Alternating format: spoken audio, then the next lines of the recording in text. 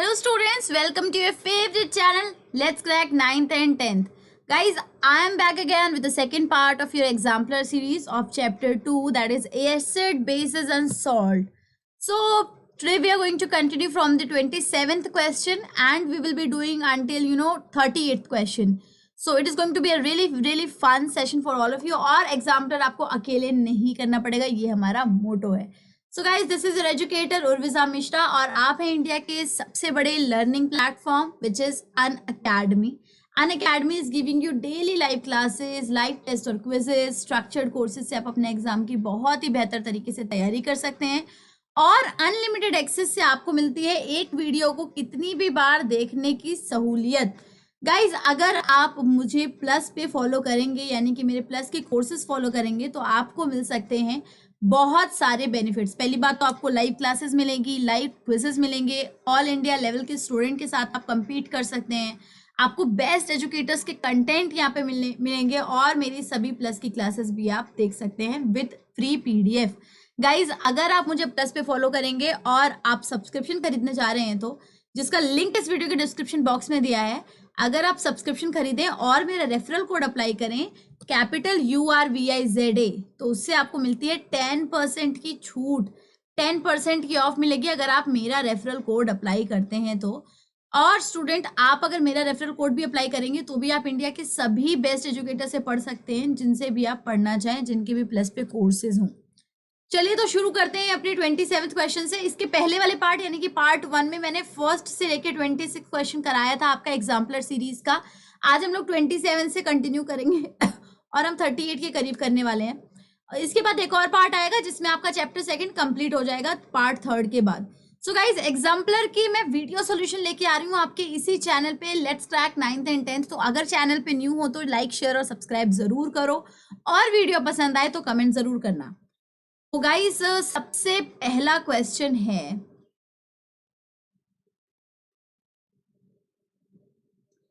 Equal volume of hydrochloric acid. Hydrochloric acid और sodium hydroxide की equal volume को mix किया गया है किसी एक जगह पे. ठीक है, दोनों की आपको इक्वल वॉल्यूम लेनी है. Hydrochloric acid and sodium hydroxide solution of same concentration और इनका कॉन्सेंट्रेशन सेम है. What is the meaning of concentration same? आप कहोगे कि मैम एक तो एसिड है और एक बेसिस है, हाउ कैन यू से कि इन दोनों का कॉन्सेंट्रेशन सेम हो सकता है? कॉन्सेंट्रेशन बच्चों देखा जाता है कि उसमें पानी कितना मिलाया गया है. अगर आप उतना ही वॉल्यूम में सोडियम हाइड्रोक्साइड डाल रहे हो और उतना ही वॉल्यूम आप सोडियम हाइड्रोक्लोरिक एसिड डाल रहे हो और पानी दोनों में 10-10 ml डाल रहे हो तो इन दोनों का क्या हो जाएगा? इन दोनों का कॉन्सेंट्रेशन सेम है. यानी कि अगर आपने एक जार में 20 ml HCl लिया और उसमें 10 ml वाटर डाला, दूसरे जार में आपने 20 ml NaOH लिया सोडियम हाइड्रोक्साइड और 10 ml वाटर डाला, तो दोनों का क्या है? आप देखेंगे कि दोनों की कॉन्सेंट्रेशन सेम है, दोनों में पानी इक्वल मिलाया गया है. और आपको पता होना चाहिए कि सोडियम हाइड्रोक्साइड भी स्ट्रॉन्ग बेस में आता है एंड हाइड्रोक्लोरिक एसिड भी स्ट्रॉन्गेस्ट एसिड में आता है. इसके आगे बोल रहे हैं they are mixed and the pH of the resulting solution is checked. और इनको मिक्स करने के बाद इसका pH चेक किया गया. आप देख रहे हो किस तरफ से इशारा किया जा रहा है. ये इसका pH उसके बाद चेक करा और उसके बाद बोल रहे हैं कि आप बताओ कि जो पेपर है pH का जो पेपर है वो कैसा कलर दिखाएगा. ऑप्शन ए वो रेड कलर दिखाएगा, ऑप्शन बी वो येलो कलर दिखाएगा, ऑप्शन सी वो येलोइश ग्रीन कलर दिखाएगा या फिर ऑप्शन डी वो ब्लू कलर दिखाएगा. गाइज, एक बात आप मुझे बताओ, क्या आप लोगों को एक जनरल फॉर्मूला पता है? Do you know a general formula which says when acid is mixed with basis, whenever acid is mixed with bases it will form salt plus water. And जब भी कभी सेम कॉन्सेंट्रेशन का देखो, इसमें से ना कोई स्ट्रॉन्ग एसिड है ना कोई स्ट्रॉन्ग बेस है, दोनों अगर सेम मामले के स्ट्रॉन्ग है, सेम लेवल के स्ट्रॉन्ग है, तो आपको पता होना चाहिए कि एक न्यूट्रल सा सॉल्ट बनाते हैं. वी ऑल नो दैट ये न्यूट्रल सा सॉल्ट. आप कभी बेसिक सॉल्ट बोलते हो, कब बोलते हो? जब बेसिस ज्यादा हो स्ट्रॉन्ग और एसिड कम स्ट्रॉन्ग हो. आप बोलते हो एसिडिक सॉल्ट है. एसिडिक सॉल्ट कब बोलते हो? जब एसिड जो है वो स्ट्रॉन्ग है लेकिन बेसिस जो है वो वीक है. लेकिन इन दोनों केस में हम दोनों स्ट्रॉन्ग एसिड और स्ट्रॉन्ग बेसिस डाल रहे हैं. जब दोनों स्ट्रॉन्ग एसिड और स्ट्रॉन्ग बेसिस है तो जो इसका सॉल्ट होगा वो कैसा होगा, neutral. Now what is the pH for neutral solution? आपको पता है पीएच वैल्यू जो 0 से 14 तक चलती है, 0 से लेके 7 से पहले यानी कि 6 तक की जितनी भी वैल्यूज है वो आपको एसिड का दर्शाती है, it is all acid. And 8 से लेके 14 तक जितनी भी सॉल्यूशन की पीएच रेंज है वो बेसिस बता रही है, it is basis in nature. जो न्यूट्रल होता है वो रिप्रेजेंट करता है 7, पीएच स्केल का 7 जो पीएच होता है वो रिप्रेजेंट करता है न्यूट्रल सॉल्यूशन को, न्यूट्रल चीजों को। तो इसमें जो सॉल्ट बनेगा we all know that it is neutral in its nature. And इनमें से आप देखो 7 कैसा कलर है, 7 पे जो कलर है वो है yellowish green. I always tell my students that whenever you are studying acid, bases and salt, never skip this universal indicators। आप ऐसे यूनिवर्सल इंडिकेटर को, ऐसे इनके पीएच के स्केल को आप नहीं मिस कर सकते हैं। बहुत सारी ऐसी चीजें होती हैं जो आपको पता होनी चाहिए। देखो अगर आप पीएच स्केल के कलर्स मिस कर देते हैं ना तो आपको पता नहीं चलता है कि स्ट्रॉन्ग एसिड है कि वीक एसिड है। जब भी कभी चीज स्ट्रॉन्ग एसिड होती है तो वो रेड कलर देती है, लेकिन अगर वीकर में जाती रहती है तो वो येलो कलर में देना शुरू कर देती है उसका कलर। तो और बेसिस 2 कलर की भी होते हैं, ग्रीन भी होता है और फिर डार्क ब्लू भी होता है। ये भी आपको पता चलना चाहिए। आपको पेपर में ऐसे बोल सकते हैं कि भाई एक बेस है, वो पीएच पेपर में कलर दिखा रहा है ग्रीन, तो आपसे पूछेंगे whether it is a strong base or it is a weak base. तो आपको पता होना चाहिए जो ग्रीन है वो 7 से 9 तक के बीच में ही ग्रीन दिखाता है, चलो 10 भी मान लेते हैं थोड़ा सा ग्रीन, लेकिन अगर ग्रीन दिखा रहा है that means it is a weak base, it is not a strong base. और अगर ब्लू पे चले गए, वॉयलेट पे चले गए, वॉयलेट बोल दिया, डार्क वॉयलेट बोल दिया, that means it is a very very very strong base. तो उसके लिए आपको ये जो आपका जो पीएच पेपर का सारा कलर है ना वो अपनी कॉपी में कहीं भी स्टिक जरूर कर लीजिएगा एक बार, so that you always remember it. चलिए नेक्स्ट क्वेश्चन पे अगर हम चलते हैं तो वो बोल रहा है which of the following are true, इनमें से कौन सी चीज सही है अगर hydrochloric gas is passed through water. अगर मैं हाइड्रोक्लोरिक गैस को वाटर के थ्रू पास कराऊं, हाइड्रोक्लोरिक गैस है जो, उसको अगर मैं वाटर के थ्रू पास कराऊं तो इन सब में से कौन सी चीजें होंगी। It is just saying that it does not ionizes the solution as it is a covalent compound, hydrochloric acid is a covalent compound, so they are saying कि ये ionize नहीं करेगा, that's true, HCl is a covalent compound, so right, it is correct। is it correct or not? but hydrochloric acid covalent compound तो है, उसके साथ साथ वो एक एसिड भी है। एसिड आप बताइए, एसिड जब भी पानी में जाता है तो वो आयोनाइज करता ही है ना।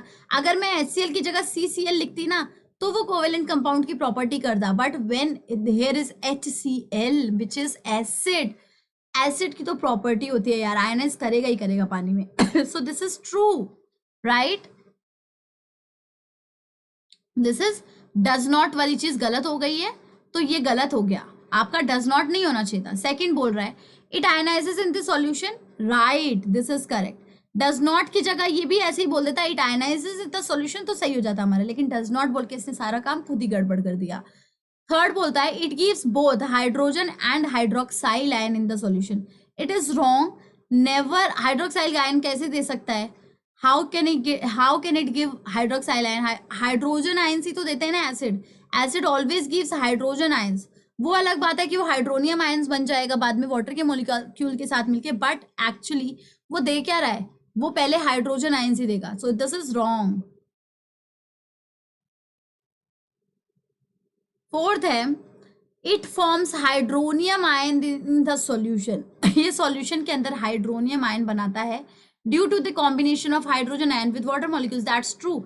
जब भी एसिड वाटर में आयनाइज होते हैं और वो जो उसका हाइड्रोजन रिमूव हो रहा है बच्चे, वो क्या होता है, वो वाटर के मॉलिक्यूल्स के साथ मिक्स हो जाता है, H2O के साथ मिक्स होके ना वो बना देता है H3O+ which is hydronium ion, which is again hydronium ion. तो एसिड हमेशा हाइड्रोनियम आयन बनाते ही बनाते हैं, और एक्चुअली जो स्ट्रॉन्ग एसिड होते हैं वो ज्यादा, ठीक है, क्योंकि HCl है पोलर कोवेलेंट कंपाउंड जो बहुत जल्दी इजीली आयनाइजेस हो जाएगा, आयनाइज होने के बाद वो बहुत जल्दी वाटर मॉलिक्यूल्स के साथ मिलके हाइड्रोनियम आयन बनाएगा ही बनाएगा। Let us move back to the 20th question. Which of the following statement is true for acid? इनमें से कौन सी चीज एसिड के लिए सही है? सबसे पहले कि बिटर और change red litmus to blue, ये किसके बारे में बात कर रहा है? ये बेसिस के बारे में बात कर रहा है। कड़वा बेसिस लगता है, एसिड बेसिस नहीं, तो ये बिटर विटर वालों को दोनों को काट दो, ये सही नहीं हो सकते। सार पे आते हैं, एसिड ज्यादातर खट्टे लगते हैं। Sour and change red litmus to blue, wrong. खट्टा तो ठीक था बट रेड लिटमस को ब्लू नहीं टर्न करता है। जो एसिड होता है वो खट्टा होता है और पेपर को, जो लिटमस पेपर है उसको रेड कलर में चेंज करता है। सो आंसर बच्चों इस केस में होगा आपका सी। जो एसिड होता है वो खट्टा होता है और लिटमस पेपर को रेड कलर में टर्न करता है, ना कि ब्लू कलर में टर्न करेगा। 29th question is saying which of the following are present in a dilute aqueous solution of hydrochloric acid? इनमें से कौन सा जो इनमें से कौन सी चीज है जो डाइल्यूट एक्वस सॉल्यूशन को are present in the dilute hydrochloric acid के डाइल्यूट एक्वस सॉल्यूशन, यानी कि हाइड्रोक्लोरिक एसिड को जब आप पानी में मिलाते हो तो इनमें से कौन सी चीजें आपको देखने को मिलेगी? पहला बोल रहा है हाइड्रोनियम आयन प्लस क्लोरीन, दूसरा बोल रहा है हाइड्रोनियम आयन प्लस हाइड्रोक्साइड, दूसरा बोल रहा है क्लोरीन प्लस हाइड्रोक्साइड, तीसरा बोल रहा है अनआयनाइज्ड HCl। सो ये सभी गलत है यार, आसान सा आंसर है इसका हाइड्रोनियम आयन प्लस क्लोरीन मिलेगा। तो answer A is the correct answer. या ऑप्शन बी सी डी सारा बकवास था, ठीक है, फालतू के क्वेश्चन, फालतू के ऑप्शन हैं ये। गाइज अगर आपने अभी तक मेरी CBSE के सैंपल पेपर वाली वीडियो नहीं देखी है, मैंने उसमें आप लोगों को रैंक वेटेज बताई है नए CBSE के सैंपल पेपर जो रिलीज हुए हैं उसके बेसिस पे, तो वो आप वीडियो जरूर जाके देखिए। इस चैप्टर की वेटेज उसके हिसाब से it is around 6 marks. So 6 number का ये चैप्टर है एंड ये चैप्टर काफी इजी चैप्टर है, इतना मुश्किल नहीं है, आप इसको आराम से कर सकते हैं एंड आप इसमें अच्छा स्कोर भी कर सकते हैं बिकॉज ये मैक्सिमम 4 आवर्स का चैप्टर है और आप एग्जाम्पलर करेंगे अगर मेरी वीडियोस के थ्रू तो ये 2-3 घंटे और ले लेगा, अदरवाइज इससे ज्यादा इसमें पढ़ने के लिए नहीं है।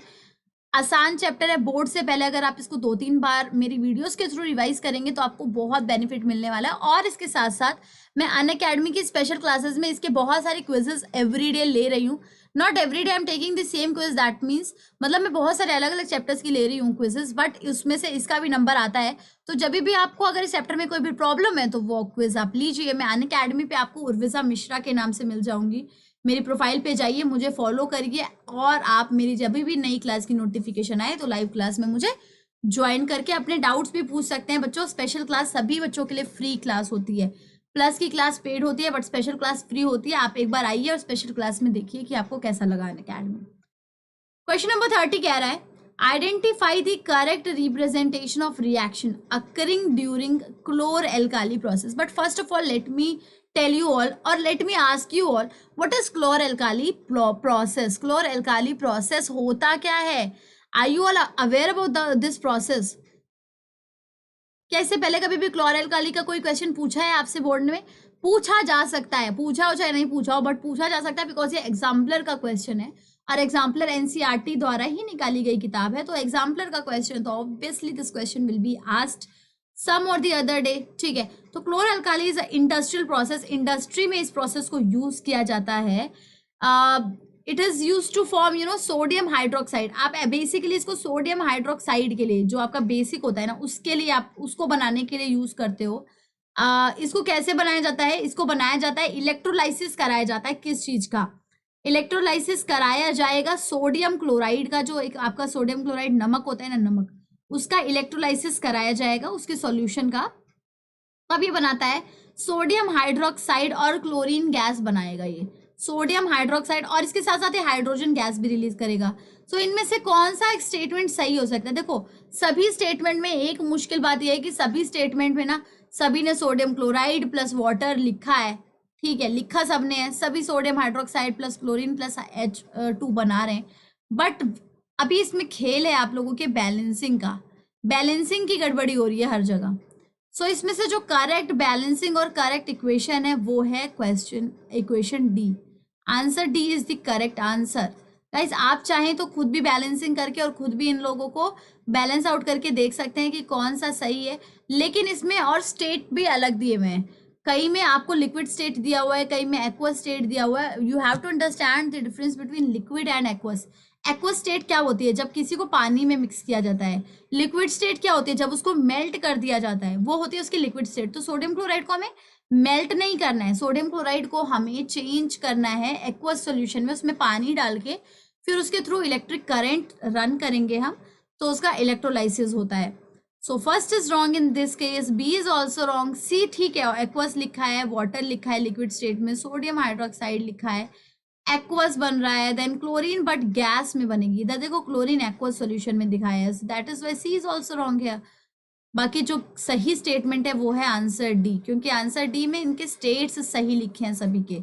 सोडियम क्लोराइड एक्वस में लिखा है, वेरी गुड, वाटर लिखा है लिक्विड में, well and good, sodium hydroxide लिखा है एक्वस में, गुड, एंड क्लोरीन गैस की तरह रिमूव हो जाएगी एंड हाइड्रोजन गैस की तरह रिमूव हो जाएगी, which is correct. 31st question is asking match the acid given in column 1 with their correct source given in column 2। column 1 में जो दिया हुआ है उसको column 2 के source के साथ mix करो। Now tell me all what where is lactic acid present। आप सभी बोलेंगे मिल्क, बट मिल्क के अलावा कहीं पे और मिलेगा, मिल्क के प्रोडक्ट में मिलेगा। अगर मिल्क में लैक्टिक एसिड है तो मिल्क के प्रोडक्ट में भी एसिड मिलेगा ही मिलेगा। इनमें से मिल्क का प्रोडक्ट कौन सा है? क्या टमाटर है मिल्क का प्रोडक्ट? क्या आप दूध से टमाटर बनाए हो कभी? मुझे तो नहीं लगता है किसी ने बनाया होगा, लेकिन हाँ मुझे इतना भी भरोसा है कि मेरी क्लास में बहुत बच्चे महारथी हैं, किसी ने दूध से टमाटर भी बना रखा होगा। बट स्टिल हम लोग दूध से दही बनाते हैं यार, तो हम लोग ए को मिलाते हैं 4 के साथ, ठीक है। When acetic acid, acetic acid कहाँ प्रेजेंट होता है? क्या टमाटर में एसिटिक एसिड होता है, लेमन में होता है कि विनेगर में होता है? हमेशा एसिटिक एसिड बनेगा सिरके के अंदर, ठीक है। सिरका जो होता है विनेगर, ठीक है। तो बी आप मिलाओगे 3 के साथ, विनेगर में एसिटिक एसिड प्रेजेंट होता है। कंफ्यूजन होती है कभी भी एसिटिक एसिड कहाँ प्रेजेंट होता है, कई बार खट्टे फल में एसिटिक एसिड लिख देते हो, तो ऐसे याद रखो कि जब विनेगर हम किसी चीज में इस्तेमाल करते हैं, it is use for the digestion के प्रोसेस के लिए, ताकि डाइजेशन स्ट्रांग हो सके, आपको एसिडिटी ना हो ज्यादा फालतू किसी चीज की। डाइजेशन को स्मूथ करने के लिए खाने में विनेगर का इस्तेमाल किया जाता है, तो आप ऐसे याद कर लो, एसिडिटी और विनेगर, ऐसे याद कर सकते हैं आप, ठीक है। Then citric acid is C. C किसके साथ किस में पाया जाता है? सी सिट्रिक एसिड पाया जाता है खट्टे फलों में, चाहे वो संतरा होगा, चाहे वो लेमन होगा, चाहे वो और भी कोई मौसमी आपके, और क्या होते हैं, कीवी, इन सभी में क्या होगा? सिट्रिक एसिड प्रेजेंट होगा, तो आप लिख सकते हैं इसको 2 के साथ lemon. Then oxalic acid is present in your tomato. Tomato में आपका ऑक्सैलिक एसिड प्रेजेंट होता है, क्योंकि टमाटर is a source of oxalic acid and it is also good for anti aging process। तो टमाटर खाओगे तो खूबसूरत भी हो जाओगे और कभी बूढ़े नहीं दिखोगे। वैसे अभी आप लोग क्या बूढ़े दिखोगे अभी इसी एज में ना, कोई बात नहीं। 32nd क्वेश्चन बोल रहा है कि फिर से यही कॉलम मैच करने के लिए बोल रहा है कि कॉलम 1 को कॉलम 2 के साथ मैच करिए। क्या आप लोग कर पाएंगे? लगता नहीं कर पाएंगे, लेकिन चलिए देखते हैं कितने बच्चे कर पाते हैं, कितने बच्चे नहीं कर पाते। Okay, so guys here is the column। Plaster of Paris का फॉर्मूला बताओ, जिप्सम का फॉर्मूला बताओ, ब्लीचिंग पाउडर का फॉर्मूला बताओ और स्लेक्ड लाइम का फॉर्मूला बताओ। इन दोनों से बहने कौन है? मतलब पहले बताओ, ये चार आपको कंपाउंड्स के नाम दिए हुए हैं, दोनों में से बहने आप पता लगा सकते हो? बहने मतलब जो एक ही प्रोसेस से हो गया। अच्छा, माँ बेटी का रिश्ता बता दो, बहने का तो अलग हो गया ना। इन लोगों में से माँ बेटी का रिश्ता कौन सा है? मदर डॉटर कौन है? मदर डॉटर का रिलेशन फॉलो करते हैं जिप्सम और प्लास्टर ऑफ पेरिस, क्योंकि जिप्सम निकलता है उससे प्लास्टर ऑफ पेरिस बनाया जाता है, जो पीओपी आपके घरों की सीलिंग में इस्तेमाल होता है। डेकोरेटिव आपके मूर्तियां जो बनाते हो प्लास्टर ऑफ पेरिस से, पीओपी से बनाते हो, उसकी माता श्री जो है वो जिप्सम जी हैं। जिप्सम जी को थोड़ा सा गर्म करते हो तो वो प्लास्टर ऑफ पेरिस बन जाती हैं। तो इनमें से अगर आपको इनका फॉर्मूला नहीं भी पता ना, तो भी तुम्हें पता लग जाएगा कि भैया जिप्सम कौन होगा और प्लास्टर ऑफ पेरिस क्या होगा। माता ज्यादा बड़ी होंगी, कैल्शियम सल्फेट और कैल्शियम सल्फेट ये दोनों दिख रहे हैं, इन दोनों का फॉर्मूला सेम दिख रहा है आप लोगों को। इधर 2 वाटर के मॉलिक्यूल्स है, इधर कम वाटर के मॉलिक्यूल्स है, यानी कि इसको जलाया गया होगा तभी 1.5 वाटर का मॉलिक्यूल्स निकला होगा। सो गाइज, अगर मैं आपसे बात करूं प्लास्टर ऑफ पेरिस किससे मैच करोगे, तो प्लास्टर ऑफ पेरिस मैच करोगे कैल्शियम सल्फेट, जिसमें आप हाफ वाटर का मॉलिक्यूल्स मिलाओगे सेकेंड के साथ। जिप्सम किसके साथ मैच कर सकते हो? कैल्शियम सल्फेट, जिसमें 2 वाटर का मॉलिक्यूल हो। सी वाला ब्लीचिंग पाउडर किसके साथ मिक्स करोगे? ब्लीचिंग पाउडर है कैल्शियम ऑक्सीक्लोराइड, यानी 4 के साथ। एंड डी है स्लेक्ड लाइम। स्लेक्ड लाइम किसको कहते हैं? लाइम वाटर को। कैल्शियम हाइड्रोक्साइड, यानी कि फर्स्ट। आप इसमें कर सकते हो slaked lime. What is quick lime? Calcium oxide is quick lime, so don't get confuse between slaked lime and quick lime. Quick lime से स्लेग लाइम आराम से बनाया जा सकता है। क्विक लाइम में थोड़ा सा पानी मिला दो तो स्लेग लाइम बन जाएगा, कैल्शियम हाइड्रोक्साइड बन जाएगा। Coming to the 33rd question which is saying what will be the action of following substances. इन सब्सटेंसेस का एक्शन क्या होगा लिटमस पेपर में। सबसे पहला सब्सटेंसेस बोला है dry HCl gas. Dry HCl gas है अगर, tell me one thing, litmus paper में किसी भी चीज का असर दिखाने के लिए, लिटमस पेपर छोड़ो, अगर कभी भी कोई एसिड अपना असर दिखाएगा, एसिड और बेस, तो उसको क्या होना पड़ेगा, उसको थोड़ा सा वाटर की प्रेजेंस में ही वो अपना असर दिखा सकता है। Unless and until there is no presence of water it will not be able to ionise. जब तक वो आयनाइज नहीं होगा तब तक वो अपना असर नहीं दिखाएगा। तो जब अगर सूखा सूखा एसिड पड़ा है तो वो नो इफेक्ट दिखाएगा, no effect on litmus paper, वो ऐसे ही पड़ा रहेगा। Moisture and NH3 gas. NH3 क्या होती है, अमोनिया। अमोनिया किस नेचर का होता है, ammonia is basic in nature guys, ammonia is basic in nature, alkaline nature का होता है। और एल्कलीन क्या करता है लिटमस पेपर को, it will turn litmus paper into blue. Blue देखा था ना आपने, लिटमस पेपर ब्लू की तरफ जाता है जब बेसिक चीज होती है। Third is lemon juice. अच्छा, अगर लेमन जूस की जगह लाइम वाटर होगा ना तो यही चीज डिफरेंट हो जाएगी। अगर ये लेमन जूस की जगह लाइम वाटर होगा, लाइम वाटर कैल्शियम हाइड्रोक्साइड को कहते हैं, ठीक है। और लेमन जूस आपके नींबू के जूस को, lemon juice is acidic in nature obviously, so it will turn red litmus, it will turn litmus paper red, it will turn litmus paper red, ठीक है। And carbonated soft drinks, carbonic acid इसमें पड़ा होगा आपका carbonated soft drinks में। And what is carbonic acid, carbonic acid is although it is a weak acid, although it is a weak acid but still it will turn litmus paper into a red color because carbonic acid is acidic in nature, so carbonic acid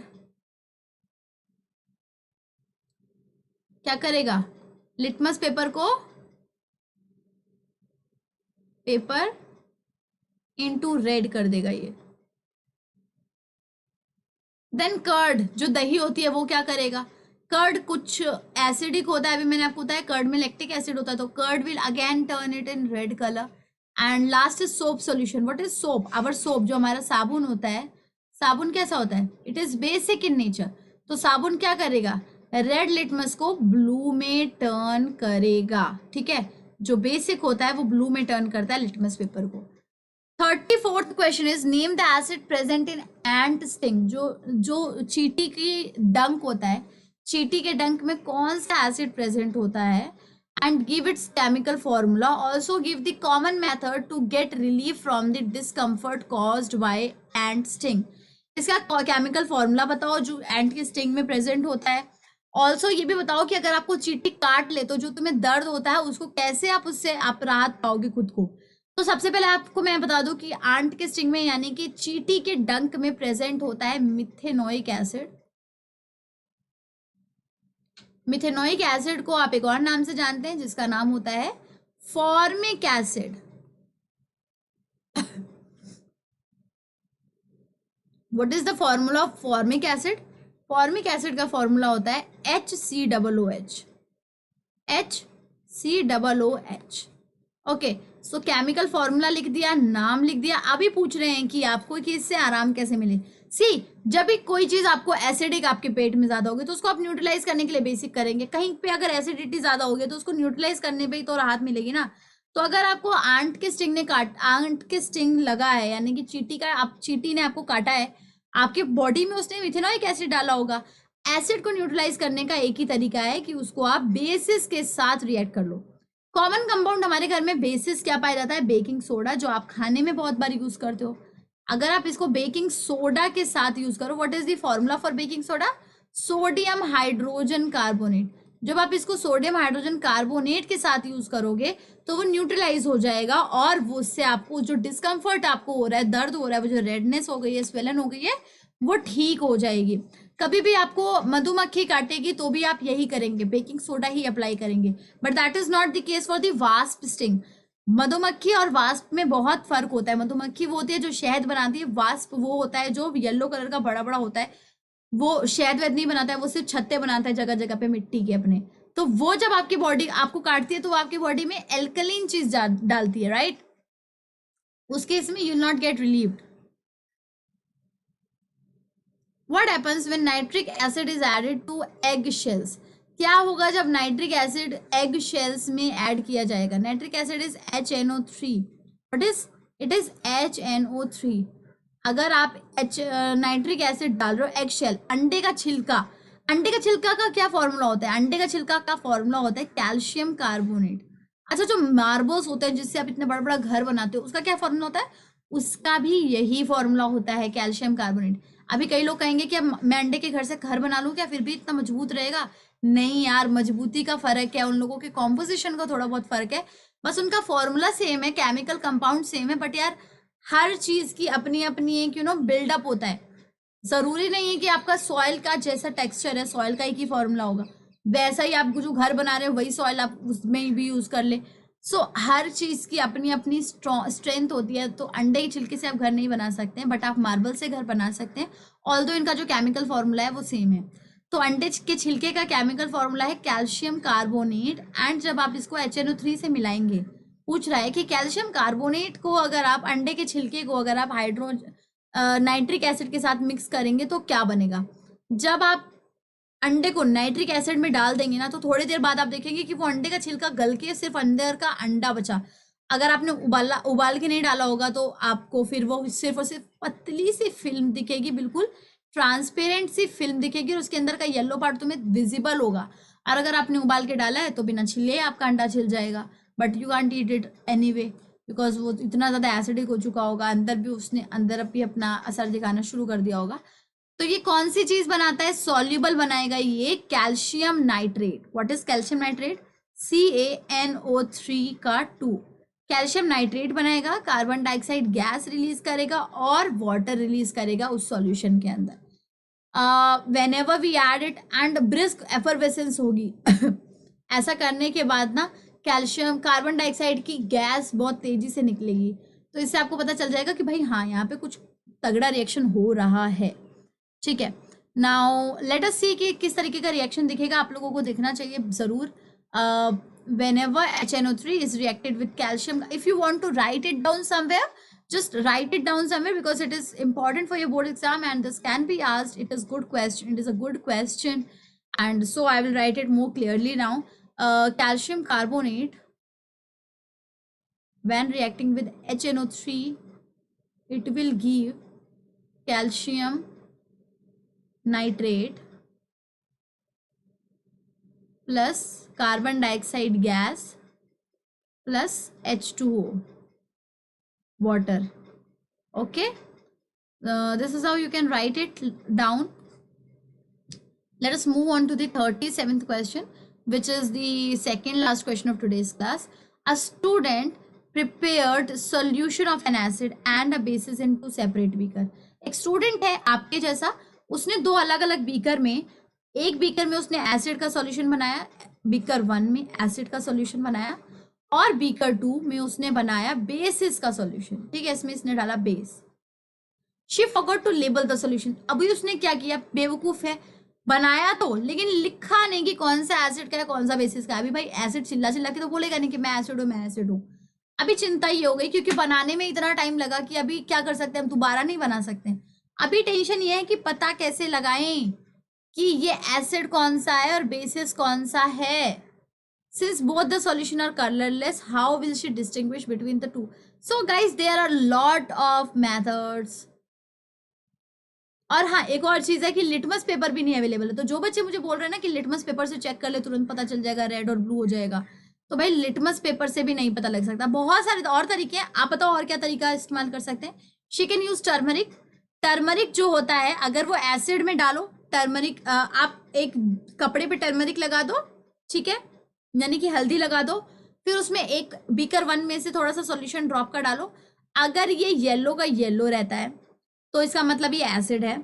लेकिन अगर ये दूसरे beaker में से डालोगे, अगर वो basic होगा सॉल्यूशन, तो टर्मरिक जो है यानी कि हल्दी का जो दाग है वो रेड कलर में चेंज होने लग जाएगा, रेडिश ब्राउन में. दूसरा तरीका है कि आप अगर आपके कॉलेज में फिनोफ्थलीन प्रेजेंट है, फिनोफ्थलीन, अगर आप फिनोफ्थलीन सॉल्यूशन लेंगे, अगर आप उसमें एक ड्रॉप डाल रहे हैं, दोनों बीकर में से किसी का भी, अगर वो कलरलेस दिख रहा है, फिनोफ्थलीन जो है कलरलेस दिख रहा है, तो यानी कि ये जो ड्रॉप आपने डाली है वो डाली है आपने एसिड की। अगर आपने दूसरी ड्रॉप डाली, अगर फिनोफ्थलीन पिंक कलर में चेंज हो गया तो ये बेसिक है, क्योंकि जो फिनोफ्थलीन होता है वो बेसिक में कलर चेंज करता है pink. So there are lot of तरीकास from which you can find out which beaker is acid, which beaker is basis, ठीक है। So these are the things. Phenol red use कर सकता है, वो फिनॉल रेड जो होता है वो एसिड सॉल्यूशन में येलो कलर में रहता है, बट जब आप उसमें रेड सॉल्यूशन, जब आप इसमें बेसिस डालेंगे तो वो रेड हो जाएगा। फिनोफ्थलीन अभी मैंने बताया, अगर आप एसिड मीडियम में डालेंगे फिनोफ्थलीन कलरलेस रहेगा, अगर आप उसमें बेसिक डालेंगे तो वो पिंक कलर में चेंज हो जाएगा। Methyl orange, again methyl orange अगर आप एसिड रहेगा तो इट विल रिमेन रेड और पिंक, लेकिन जैसे ही मिथाइल ऑरेंज में बेसिक चीज डालोगे तो वो येलो कलर में चेंज हो जाएगी, राइट। टर्मरिक आता है, टर्मरिक में अगर जैसे कि आपके कपड़ों में भी हल्दी लगी होती है, जब आप उसमें साबुन लगाते हो ना तो आप देखोगे वो तुरंत रेड कलर में चेंज हो जाता है, बिकॉज टर्मरिक एक इंडिकेटर है, नेचुरल इंडिकेटर है। टर्मरिक पे जैसे ही बेसिक मीडियम डलता है वैसे वो रेडिश ब्राउन हो जाता है। तो अगर कभी भी आपको पता लगाना है ना कि कोई चीज आप खा रहे हो वो बेसिक नेचर की है कि वो एसिडिक नेचर की है कि वो न्यूट्रल है, तो आप पता लगा सकते हो। अगर वो एसिडिक नेचर की होगी ना तो वो कलर येलो का येलो ही रहेगा, और अगर वो बेसिक नेचर की होगी ना तो आपका जो हल्दी का दाग है ना वो रेड कलर में चेंज होने लग जाएगा। रेड कैबेज एक तरीके की कैबेज होती है, लाल कैबेज, पत्ता गोभी, उसका जूस अगर आप निकालोगे और उसमें अगर आप एसिडिक चीज डालोगे तो वो रेड कलर में ही रहती है, लेकिन जैसे ही आप उसमें कोई बेसिक चीज डालोगे तो वो रेड, लाल पत्ता गोभी का जो जूस है ना वो येलो कलर में चेंज हो जाएगा। Okay, 37th question, how would you distinguish between baking powder and washing soda. Baking powder जो केक बनाने में यूज करते हैं उसमें और कपड़े धोने वाले सोडा में, वॉशिंग सोडा में कैसे डिस्टिंग्विश करेंगे आप बताइए। Baking soda is, baking soda में आप बहुत आराम से डिस्टिंग्विश कर सकते हैं। Baking powder is made from baking soda only, तो आप क्या कर सकते हैं उसको बेकिंग सोडा समझ के करिएगा, ठीक है। अगर आप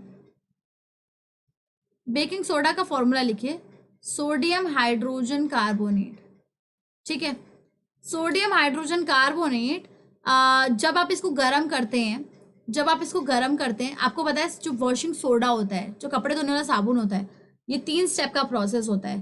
पहले स्टेप में आप चीज़ें बनाते हैं, देन दूसरे स्टेप में आप, पहले स्टेप में आप सोडियम हाइड्रोजन कार्बोनेट बनाते हैं, दूसरे स्टेप में आप सोडियम कार्बोनेट बनाते हैं इसको गर्म करके, तीसरे स्टेप में आप इसमें पानी मिला के सोडियम कार्बोनेट डेक्का हाइड्रेट बनाते हैं।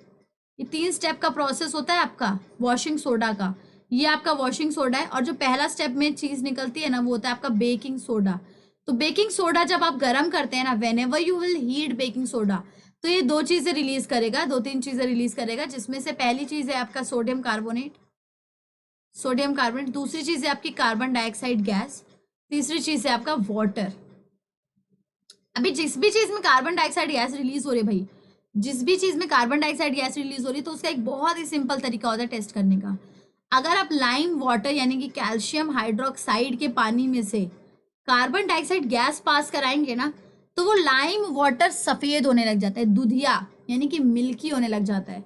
सो इससे आपको पता लग जाएगा कि भाई ये जो गैस निकल रही है कार्बन डाइऑक्साइड गैस है। तो पहला तो आप ऐसे पता लगा सकते हैं, sodium hydrogen carbonate when ever heated will form sodium carbonate plus carbon dioxide gas plus water. दूसरा आपको पता लगाना है कि भाई ये जो सोडा, ये जो वॉशिंग सोडा है, ये वॉशिंग सोडा है कि नहीं है। इसको पता करने का एक तरीका होता है, जो वॉशिंग सोडा होता है इसको जब आप गर्म करते हैं, जब आप इसको गर्म कर देंगे ना, वॉशिंग सोडा क्या होता है, sodium hydrogen carbonate, sorry sodium carbonate plus 10 water के molecules, washing soda deca hydrate होता है। तो जब आप इसको गर्म करेंगे तो इसमें से वाटर गैस, जो गैस रिलीज होती है ना, वो उसमें मॉइस्चर प्रेजेंट होगा, यही वाटर ऑफ क्रिस्टलाइजेशन जलता है। कभी भी आप किसी भी ऐसी चीज को जलाओगे ना जिसमें क्रिस्टलाइजेशन का वाटर है, जिसमें यानी कि डॉट के बाद वाटर के कुछ मॉलिक्यूल्स लगे हैं, तो उसकी स्टीम के फॉर्म में यानी कि उसकी गैस की फॉर्म में स्टीम निकलेगी। तो इस केस में भी आपको स्टीम नहीं मिलेगी, आपको यानी कि आपको वाटर के मॉलिक्यूल्स मिलेंगे। आपको पता है एक ऐसा कंपाउंड है जो मॉइस्चर पाते ही अपना कलर चेंज कर लेता है, और मॉइस्चर खत्म होते ही अपना कलर चेंज कर लेता है, वो है कॉपर सल्फेट। जैसे ही इसको आप जलाते हो तो ये व्हाइट कलर का हो जाता है, ठीक है। और जैसे ही थोड़ा सा भी इसको पानी मिलता है ना, जरा सा भी पानी मिलते के साथ ही ये दोबारा ब्लू कलर में चेंज हो जाता है। तो आप इसको जलाओ अपने वॉशिंग सोडा को, और इसमें से उसके ऊपर आप रखो थोड़ा सा कैल्शियम सल्फेट, यानी कि टेस्ट ट्यूब, एक टेस्ट ट्यूब को जला रहे हो, दूसरी टेस्ट ट्यूब को उसके बिल्कुल मुंह के पास मिक्स कर दो वाइट कैल्शियम कॉपर सल्फेट के साथ। अगर इसमें से वाटर मॉलिक्यूल्स है तभी तो ये वॉशिंग सोडा है। अगर ये ब्लू कलर में चेंज हो जा रहा है वाइट से, that means this is washing soda. और दूसरा तरीका है कि if you have hard water present anywhere near you, आपके पास आसपास कोई समुद्री जगह है जहाँ पे ओशियंस है, हार्ड वाटर है आपके पास, तो उसमें झाग ना, जो आपके बेसिक जो सोडा होता है ना, वैसा किसी और चीज से झाग नहीं आती है, बट जो वॉशिंग सोडा होता है ना, उसके पास क्वालिटी होती है परमानेंट हार्डनेस को भी खत्म कर देती है वाटर के, उसमें भी लेदर मिला बना देती है वो। सो दिस इज द तरीका ऑफ फाइंडिंग आउट कि whether this is baking powder or this is washing soda. Baking powder का फॉर्मूला कैसे लिखते हैं आप लोग? बेकिंग पाउडर यही होता है, सोडियम हाइड्रोजन कार्बोनेट, यानी कि बेकिंग सोडा में कोई भी आप टार्टरिक एसिड मिला दो। पहले तरीका का यह फॉर्मूला है कि सोडियम हाइड्रोजन कार्बोनेट, जब आप इसको डिकम्पोज करते हो, यानी कि इसको हीट करते हो, हीटिंग लिख दो इधर, इसको जब आप हीट करते हो तो सोडियम कार्बोनेट बनाएगा, वाटर के मोलिक्यूल्स बनाएगा, कार्बन डाइऑक्साइड बनाएगा। और दूसरा तरीका to find out whether it's washing soda और नॉट, वॉशिंग सोडा को आप गर्म करके देखो, हीट करिए और उसके बाहर लगाइए आप कॉपर सल्फेट। अगर कॉपर सल्फेट ब्लू कलर में चेंज हो रहा है then it is, yes it is washing soda. Last question 38 question तक हमें करना था, तो आज का आखिरी सवाल ये है, salt A commonly used in bakery product on heating. एक सॉल्ट ए है जिसको आप बेकरी प्रोडक्ट में, यानी कि खाने पीने का जो बिस्किट नमकीन इन सब में यूज करते हो, केक वगैरह में, get converted into another salt, और जब इसको आप गर्म करते हो तो ये दूसरे सॉल्ट में कन्वर्ट हो जाता है, which is use for the removal of permanent hardness of water. पहला हिंट था बेकिंग प्रोडक्ट, बेकरी प्रोडक्ट, और दूसरा हिंट है permanent hardness of water remove करने में हेल्प करता है। तो दोनों का नाम पता चल चुका है हमें ऑलरेडी। बेकरी में आप यूज करते हो सोडियम हाइड्रोजन कार्बोनेट, यानी कि बेकिंग सोडा, और जो परमानेंट हार्डनेस रिमूव करता है वो होता है आपको सोडियम कार्बोनेट डेकाहाइड्रेट, ठीक है। एंड गैस सी, और जब भी आप इसको गर्म कर रहे हो तो एक और गैस भी रिमूव होती है, एक और गैस भी निकलती है, ठीक है। The gas see when pass through lime water. आपको पता है कि जब भी आप सोडियम हाइड्रोजन कार्बोनेट को गर्म करते हो तो ये क्या बनाएगी, sodium carbonate plus carbon dioxide plus water.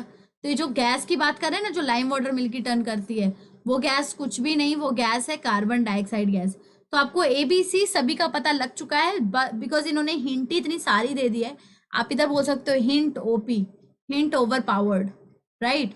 सो आपका जो ए है वो है सोडियम हाइड्रोजन कार्बोनेट, क्योंकि sodium hydrogen carbonate baking powder होता है, बेकिंग सोडा होता है, इसी को आप बेकरी में यूज करते हो। बी है आपका वॉशिंग सोडा, यानी कि जो हार्डनेस, परमानेंट हार्डनेस को रिमूव करता है वाटर की, वो है sodium carbonate decahydrate. and C है कार्बन डाइऑक्साइड, CO2, right?